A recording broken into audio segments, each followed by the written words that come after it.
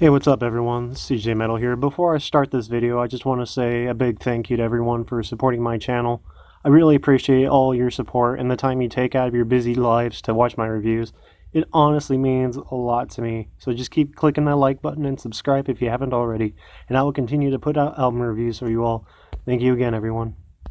Hello and welcome everyone to another fun and exciting concert review. It's not an album review, it's a concert review, all hosted by me. What's my name again? Oh yeah, CJ Metal.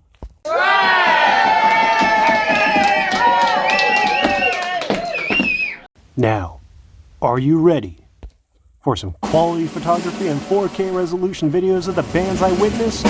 Well then, be prepared to be thoroughly disappointed because all the pictures and videos I took are complete garbage because the venue had terrible lighting and my phone is really bad at taking both pictures and video. Anywho, these concerts took place on the Summer Slaughter Showcase Tour, which isn't the real Summer Slaughter Tour. It's more of a Battle of the Bands kind of deal, but you get the point. So it was composed of all mainly local bands ranging from Los Angeles to Garden Grove to Whittier to places like that. I was invited to go to this event when my friend told me one of the bands was actually one of her friend's bands called Lavinia. At least I think that's how it's said. I forget. It's kind of weird.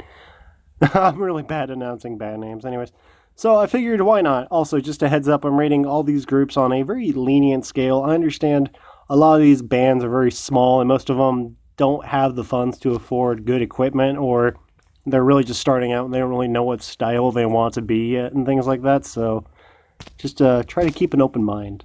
So this event was held at Malone's in Santa Ana, California. And the outside of the venue was kind of trash. Driving up to the place, the outside paint was chipped. It was pretty bad parking and just an overall kind of ghetto vibe.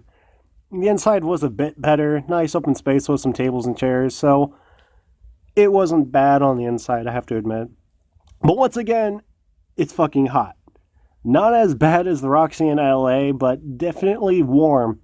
They only had like one fan for the whole place, and it's really just bad planning on these venues' parts for having like such shitty conditions. So anyways, my friend and I, we drive up and we get there and we find her friend and her band chilling by their car. We talked for a bit and then decided to go in. From the outside, the band performing at the time sounded pretty good, but once we got inside, that slowly changed. I don't know what the name of the band was. I think they said Grotesque or something like that. All the guys looked like they're in their late teens. They were playing death metal. I mean, the guitarist and guitar tone were at least good. The vocalist had some nice growls, and the guitar tone was pretty heavy. It's just a shame, though, the composition wasn't very good. I initially didn't think it was too bad, but then things just started to sound off. Like, the music began to sound offbeat. I don't really know what happened there. I mean, overall, it wasn't a terrible performance, but it definitely wasn't a good one, or at least a great one. I mean, they have the right tools, so I mean, they just really need to work on song structures and things like that. So I'm giving this possibly named Grotesque band, death metal band, whatever you want to call them, a 7 out of 10 because Second in line, we had a band called Steel Cross, or that's what I think their name was. Again, vocalist mumbled the band's name, so I don't even know if that's their actual name.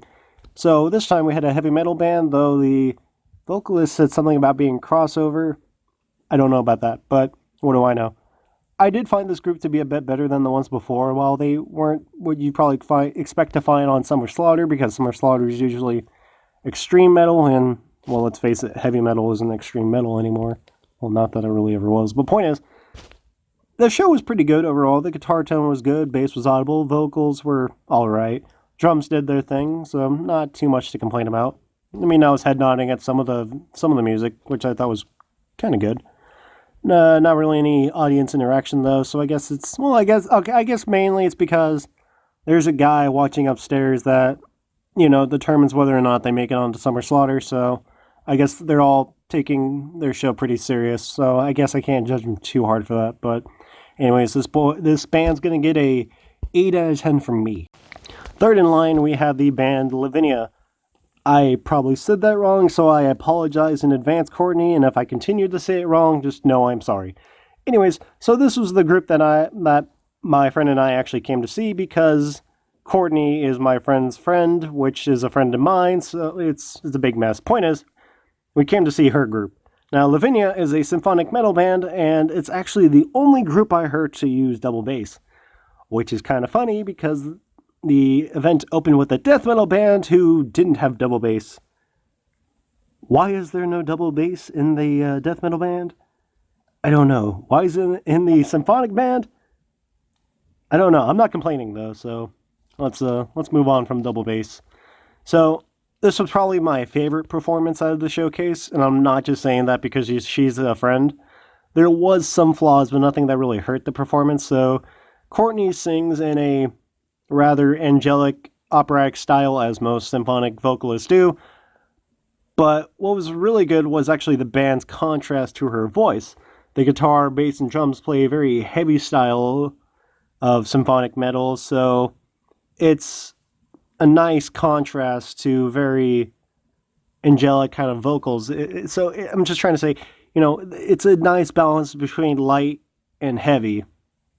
Because most of the time, when I listen to symphonic metal, it's usually the band doesn't really play that heavy, and the vocalist is really good and very clear, and it just doesn't work for me. But it works for me here because it's such a nice contrast that it just sounds a lot better when there's a contrast versus both the band and the singer both being rather light in tone and things like that. So that's why I'm giving props to her band.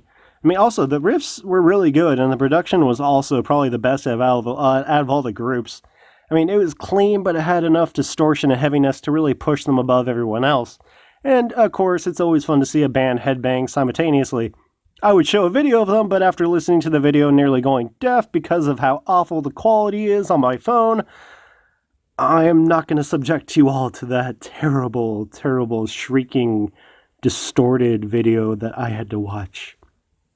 It was that bad. I mean, fuck, I hate this phone so much, but whatever.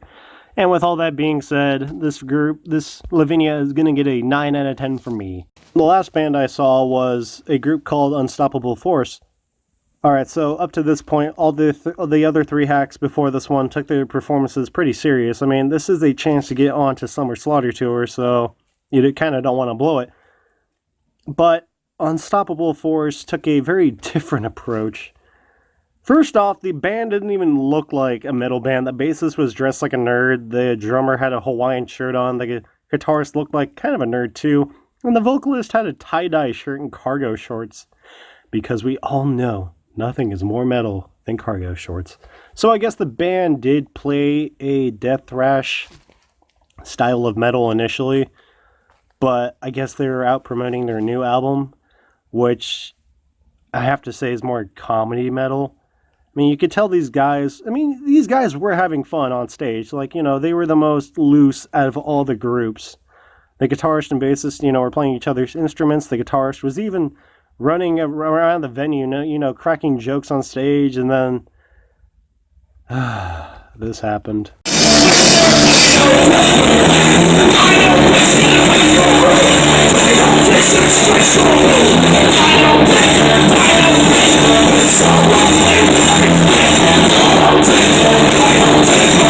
So while Lavinia was my favorite performance musically, Unstoppable Force had to be probably the most entertaining one I saw. So while the music was okay, their performance was a lot of fun to watch, and they just had fun, and that always makes the audience have fun too. And for that reason, I'm going to give Unstoppable Force a 8.5 out of 10. Alright everyone, I hope you all enjoyed this concert review. Hopefully I'll be doing a concert review of Korn and Alice in Chains and whoever else is touring with them. Maybe. Because they're going to be here in a few weeks by me, so I have to see if I can convince someone to go with me to go see them, because I feel like that'd be a lot of fun. So if I am able to, you'll get a concert review from that as well.